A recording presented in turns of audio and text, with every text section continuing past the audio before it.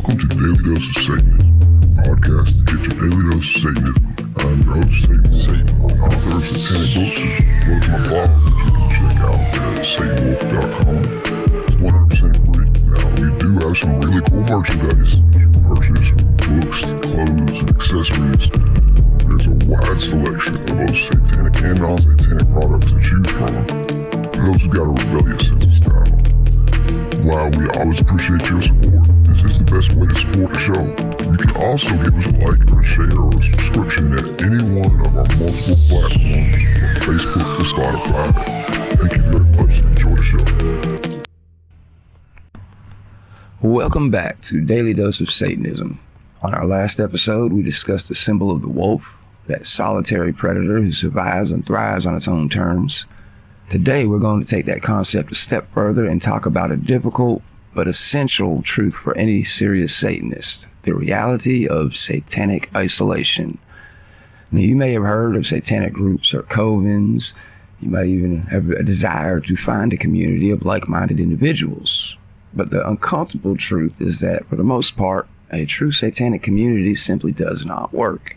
This isn't a flaw in our philosophy, it's a direct consequence of it. Now, I want to talk about why this is, and I'll share some of my personal experiences that brought me to this very conclusion. You'll see groups out there like the Satanic Temple and their political stance. Well, true Satanism has no political stance, because to do so would take away from the autonomy of the Satanist and tell them what their views have to be, which starkly contradicts everything that we believe in. And so for this reason alone, the whole notion of community is just unsatanic. We gather together when we so choose to for like purposes, and then we can separate, go our separate ways, and we can gather again together if we want to. But that's the nature of our religion. It is a very cabal-like structure, and it's not there to coddle the weak who want to be held by the hand. But we'll get into this a little bit more as we continue. The myth of community. The very idea of traditional community is a concept rooted in herd mentality, the need to conform to a group identity and find comfort in numbers. It's a sheep concept, not a wolf one. Satanism at its core is a religion of the self, a philosophy of individual excellence and self-deification. We are our own gods. Why would a god need to find validation or authority in a group? When you put a bunch of self-deified individuals in a room together and tell them to play nice, what you get is a volatile mix of conflicting wills. The system of stratification we believe in, where a person's worth is based on their merit and competence, is completely at odds with the modern saccharine ideal of a community where everyone is supposed to be equal. The groups that do form often develop into petty squabbles, power plays, and social drama that mimics the worst aspects of the very religions they claim to oppose. They become social clubs for psychic vampires, people who are more interested in feeding on the energy and validation of others than pursuing true mastery of themselves. It seems that this kind of community attracts two types of people inevitably: those that destroy the community, that is, people who want to be led, not satanic at all, or people who are looking for a flock of followers to fill the void in their egos, people who want power solely to abuse it. Okay, we're going to take a quick break for a new section of the show I would like to introduce called the Satanic Verse of the Day. In my book, Satan Wolf's Grimoire, there's a section of Satanic Verses I wrote, 666 of them to be exact. There's also a book called The Unholy Scriptures, which includes the 666 Satanic Verses as well, but for now, let's get on with the show. The Satanic Verse of the Day. Welcome to a new segment of the show where we take a moment to reflect on a core piece of satanic wisdom. Today I'm going to read directly from a text that is meant to make you think, not just obey. I'm speaking of Satanic Verse number 230, which states, "Turning the other cheek in some instances may be perceived as weakness, inviting further exploitation. Let your actions reflect a sense of self-respect and refusal to be perpetually victimized." This verse goes to the very heart of the difference between our philosophy and those that are rooted in self-denial. The Christian ideal of turning the other cheek is simply not logical. It is a practical danger to the individual. As the verse states, such an act is perceived as weakness, and in a world full of psychic vampires and opportunists, weakness is a neon sign inviting further exploitation. Instead of martyrdom, this verse commands us to act with self-respect. Self-respect is not a passive emotion. It is an active force that is communicated through our actions. It means establishing boundaries, protecting our energy, and standing up for ourselves when we are wronged. This is a direct application of the law of retaliation, our belief that justice is served by returning negative energy in kind. It is a refusal to be a perpetual victim. A Satanist is their own God, and God does not allow themselves to be victimized. We are empowered to protect ourselves, and this verse reminds us that doing so is not just a right, but a moral imperative. Now, to expound on this a little further, one of the verses I've noticed a lot of people have trouble with in the Satanic Bible is the one, destroy them if they bother you, and if someone comes into your lair, to destroy them, and people just don't quite understand it. It's not saying kill everybody who crosses you at all. But this is exactly what it means. It means, defending yourself, establishing personal boundaries, and not letting somebody just push you over or, do you any kind of way, essentially. And religions generally teach the opposite. You think about that. They live the same way. We have a justice system that locks people up in punishment for their crimes in order to keep people from just committing these same crimes with impunity, correct? They just don't want you to stand up for yourself. And the government doesn't necessarily do the best job of standing up for the individual. Let's just face it. So religion is there just to keep people complacent, keep you accepting all the BS, especially since most of it comes from them. A lot of it. And so you guys let me know what you think. You can go to satanwolf.com. There's a contact us message point right there. I would love to hear your thoughts on this, but let's get back to the regular part of the show. And to get back to the regular part of the show, this philosophical distinction between Satanism and other religions is something I've learned from my own experiences. Early in my journey, I too felt the desire to connect with others who shared my worldview. I sought out satanic groups online and in person. I joined forums and attended meetups, thinking I would find a pack of intellectual, strong-willed wolves. My disappointment was profound, and it led me to write a number of essays on the subject. I want to share a few of them with you today because I believe they get to the heart of the matter better than anything else I could say. The first essay is called The Solitary Path, Debunking the Myth of Satanic Community.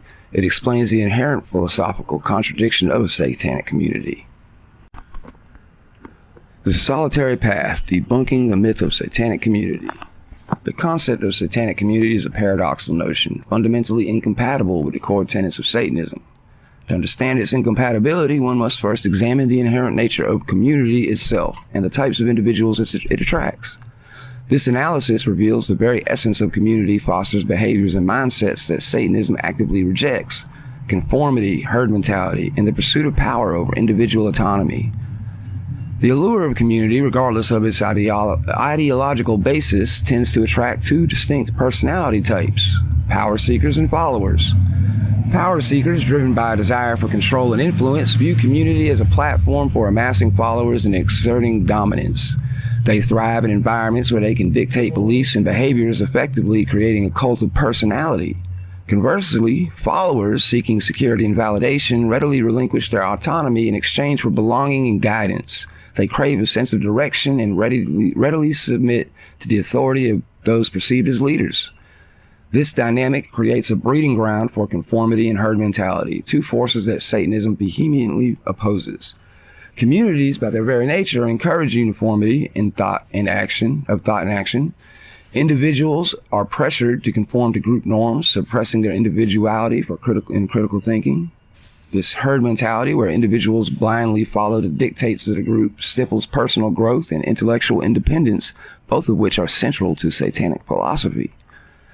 The insidious nature of community lies in its gradual erosion of the individual autonomy, like mold spreading in a damp environment or rust slowly corroding metal. Conformity and herd mentality infiltrate and weaken the individual, subtly undermining their ability to think and act independently.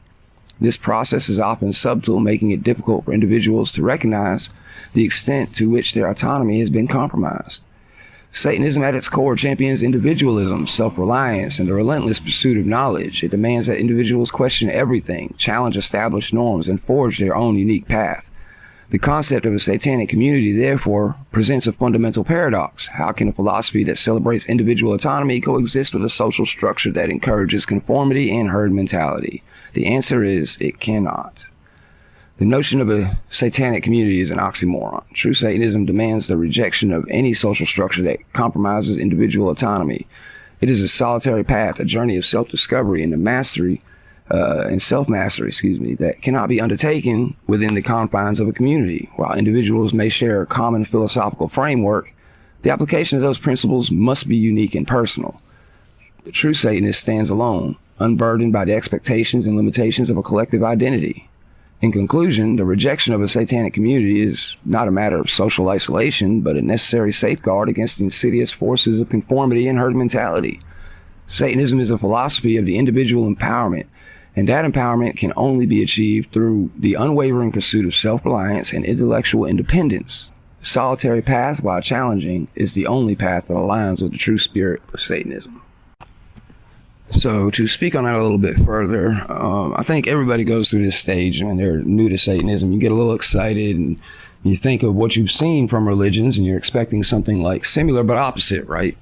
Well, wrong. That's not Satanism. That's more devil worship and Christianity. This is actually somewhat what inspired me to do some of the things I did in my grimoire, because Satanism is a very personal religion. Now, in regular, just Satanism doesn't really put in much of the spellcraft that I like from Wicca and things like that. But I've been able to implement some of these things into my satanic rituals on my own, in my own way. And I've recreated some of the things that, my brain was like wired to want, like these satanic scriptures, something that I can go to every day and meditate on a thought, Just wasn't that much in the Satanic Bible like that. It was, just don't get me wrong, it's a great book. Obviously, everything is built upon that. But I just felt like there was something I wanted that wasn't there, so I decided to create it. All right, now I'm going to get on with the next essay. This one is going to be called The Solitary Flame. And Okay, the solitary flame, conflict, rejection, and the satanic embrace of isolation. Satanism, with its emphasis on the sovereign self, inevitably brushes against the edges of practical solipsism. While not a philosophical declaration that the external world is illusory, it posits the individual as the central arbiter of their reality, a perspective ripe for conflict in a world built on shared delusions and collective conformity. This inherent tension, particularly the inevitable clash of subjective realities, necessitates a profound understanding of conflict and the potential necessity of a solitary path for the Satanist. Quick pause real quick. If you hear me struggling with my S's, it comes back to the injury with me getting crippled and so I'm having a hard time with the S's. Just forgive me. Back to the show. The core of the issue lies in the fundamentally incompatibility of individual truths.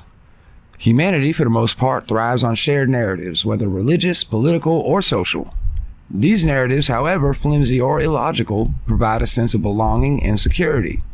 When a Satanist, grounded in self-determined values and a rejection of external authority, challenges these narratives, they are not merely disagreeing, they are dismantling the very foundations upon which others build their sense of self. This act, perceived as a direct assault, inevitably breeds resentment and hatred. The irrationality of many beliefs compounds this conflict. People are not rational actors when it comes to their deeply held convictions. Emotional investment, rather than logical reasoning, dictates their responses. To question their beliefs is to question their identity, triggering defense reactions that often manifest as hostility.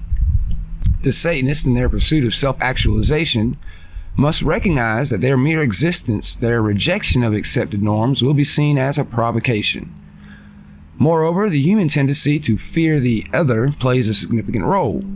Satanism, with its countercultural stance and often deliberately provocative imagery, is easily demonized. It becomes a convenient scapegoat for societal anxieties, a symbol of everything that threatens the established order. This demonization fuels prejudice and hatred, creating a hostile environment for the Satanists. Given this reality, the question arises, must a Satanist remain a solitary creature? The answer, while nuanced, leads heavily towards acceptance of isolation.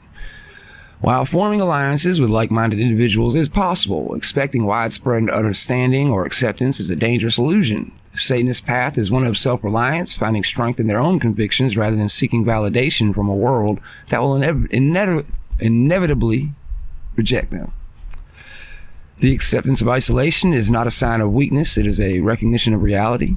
It allows a Satanist to conserve their energy to focus on their own pursuits without wasting resources on futile attempts to change minds. Engaging in pointless debates with those who are unwilling to listen is a drain on one's resources. The Satanist understands that their truth is their own, and they do not need to seek external validation. Okay, that's the end of that one. So, what do we do when we've embraced this solitude and the weight of it all becomes too much to bear? My next essay, Finding Strength in Dark Times While Living in Satanic Solitude, explores exactly that. It provides a call to action for the individual when the world offers no solace. So, I guess we will take a quick break for a moment of some shameless self-promotion, and then we'll get back to the show with the next essay. Today, I just want to take a moment to tell you about my book, Satan Will Scream More. It's a bit different than other satanic books you may have come across. It's my own personal take on Satanism. So, for example, there's sections in there about spellcraft, where I blend a little bit of Wiccan-type magic into my satanic rituals. There are some things that people would, maybe find a little controversial. There are books and letters written from the perspectives of Samael and Lucifer and Satan. I even have the 666 satanic scriptures, which we feature on the show in the back of the book. I am going to be releasing a breakdown where it's going to be 3 different volumes plus the unholy scriptures in the 666 for a total of 4 books. Or you could just get Satan Will Scream More, which has it all into one. But I want to make it a little bit more price reasonable for people, to get into. So it's just a thought. Those things are coming soon. All right. Thank you for letting me tell you just for a minute about my book. We'll definitely talk about that more later. And let's get back to the essays and back to the show. Finding Strength in Dark Times While Living in Satanic Solitude. The path of the Satanist, a solitary pilgrimage through the shadowed valleys of existence, is not without its trials. We who have severed the ties to celestial illusions and cast off the comforting lies of a benevolent universe know the weight of self-reliance. We understand the chilling silence that descends when the crutches of societal comfort are shattered. There are moments when the abyss seems to gaze back, when the burden of autonomy feels unbearable, and when the stark reality of our mortality threatens to extinguish the fire within. In these times, we must turn inward to the black mirror of our own souls and find the strength to endure. This is not a sermon of saccharine platitudes nor a promise of divine intervention. This is a call to arms, a guide for the Satanist who finds himself adrift in the storm of adversity. When the world offers no solace, we must become our own salvation. First, we wield the instrument of rational self-assessment. When chaos threatens to overwhelm us, we must dissect the problem with the cold precision of a surgeon. We must analyze the situation, identify the root causes, and map out potential solutions. We are not slaves to our emotions, but masters of our minds. Next, we unleash the hounds of proactive problem solving. We stalk our challenges with the ferocity of predators, refusing to be passive victims. We seek knowledge, resources, and alternative paths, embracing experimentation and learning from our failures. We must fortify our souls with the ironclad ramparts of emotional resilience. We practice emotional regulation, mindfulness, and self-awareness, learning to navigate the turbulent seas of our own feelings. We find strength in solitude and peace in knowing our emotions are ours to control. We cultivate strong human connections, recognizing that while we walk alone, we are not entirely isolated. We build alliances with those who share our values, finding solace and support in shared understanding. We embrace the Stoic philosophy, accepting what we cannot control and focusing on what we can. We find peace in the present moment, refusing to be consumed by the anxieties of the future or the regrets of the past. We create personal rituals and practices, dark incantations that reinforce our autonomy and ignite the fires of our desires. These rituals are not pleas for external intervention, but affirmations of our own power. We feed our minds with the raw meat of knowledge, becoming scholars of the forbidden and masters of our own enlightenment. We understand that knowledge is power and that wisdom is our greatest weapon. We live with unbridled authenticity, refusing to conform to the expectations of a world that seeks to diminish us. We embrace our individuality, expressing our true selves without apology. And finally, we focus on leaving a personal legacy, finding ways to contribute to the world and to make our mark on eternity. We know that our time is finite, but our impact can be eternal. In these dark hours, when the weight of self-reliance feels unbearable, remember that you are not alone. We are the Satanists, the architects of our own destinies, and the masters of our own souls. We are the inheritors of the earth, and we will not be denied. Turn to the black mirror of your own soul, find the strength within, and rise.